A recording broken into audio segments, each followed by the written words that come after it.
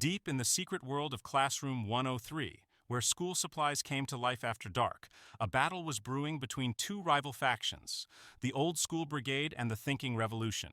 Captain Flashcard, leader of the Old School Brigade, stood proudly atop his stack of memorization cards.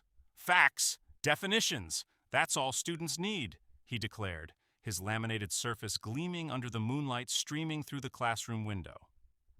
But Professor Microscope, a wise old instrument leading the thinking revolution, peered through her lens and shook her head. "My dear Captain, you're missing the bigger picture. Our students need more than just memory work." The classroom erupted in chatter as lab goggles, datagraph, and question mark joined the debate. Question mark, always the curious one, bounced excitedly. What if we helped students explore and discover instead of just memorizing? Suddenly, a magical transformation began. The classroom whiteboard glowed, and from it emerged the thinking fairy, trailing sparkles of wisdom.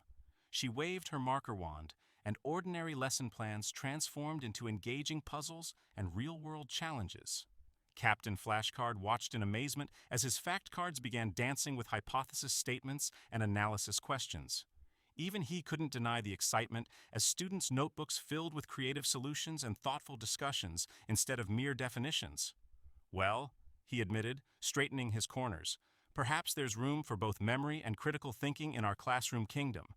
And so the supplies worked together, creating a classroom where facts came alive through exploration and discovery, and every lesson became an adventure in scientific thinking.